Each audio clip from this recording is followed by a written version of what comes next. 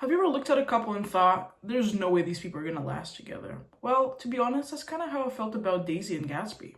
But before I make any more observations, let me introduce myself. My name is Simon, and today we'll be discussing the red flags between Daisy and Gatsby in The Great Gatsby.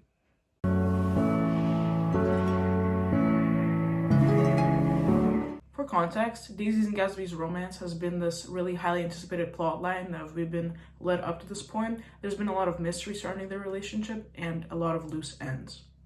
Jay Gatsby is a rich and mysterious man living in the West Egg. We learn that in his lavish house, he throws parties almost every single weekend in hopes of seeing Daisy Buchanan, who's an East Egg diva. But this is no news, because as we learned from previous chapters, Jay and Daisy have known each other before 5 years prior and had a brief romance that was interrupted by Jane going to war. So all these efforts and parties are in hopes of reconnecting once again. Seems like a perfect fairy tale romance, right? Well, let's look into it.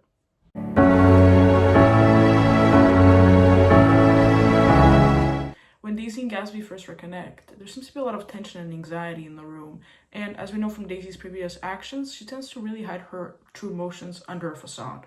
Later that evening, Nick, Daisy, and Gatsby all end up back at Gatsby's house, and he shows them around kind of to impress Daisy, and when they end up in his room, this is what happens.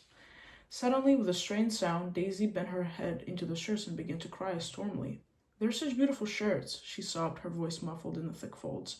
"It makes me sad because I've never seen such beautiful shirts before."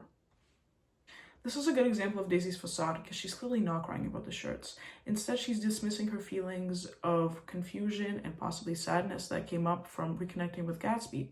This is really showing that she's not ready to give up that happy and perfect facade she puts on for everyone around her. And although this is just Daisy's defense mechanism, it is still a red flag inside of a relationship because it is showing her inability to openly communicate with Gatsby, which is especially important when they've had such a confusing history and really need some consolidating. Gatsby is for sure a dreamer, which can be a good thing, but when it comes to his relationship with Daisy, it almost seems like he's idealizing her and being more in love with the idea of Daisy rather than the woman herself. As the day of Daisy and Gatsby reconnecting came to an end, Nick made this observation. "As I went over to say goodbye, I saw the expression of bewilderment had come back into Gatsby's face, as though a faint doubt had occurred to him as to the quality of his present happiness. Almost 5 years, there must have been moments, even that afternoon, when Daisy tumbled short of his dreams, not through the fault of her own, but because of the colossal vitality of his illusion." It would be completely normal for Gatsby to have some feelings of shock when it comes to Daisy because he hasn't seen her in so long. However, that is not quite what Nick described.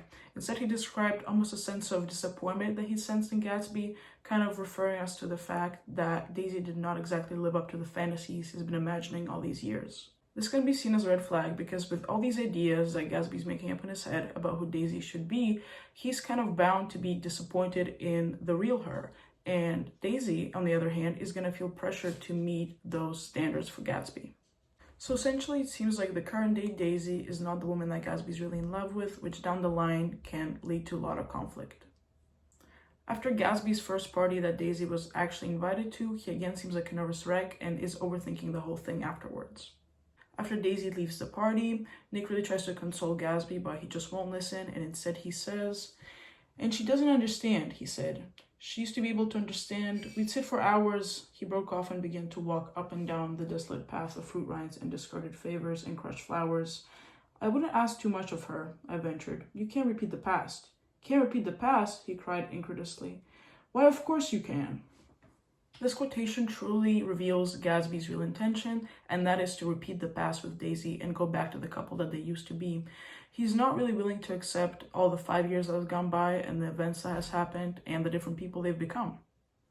Building a relationship on the foundation of these intentions to go back in the past is a huge red flag and is not going to sustain a good relationship because it shows that Gatsby's and Daisy's devotion to each other is built on the past and is not exactly being translated into the present.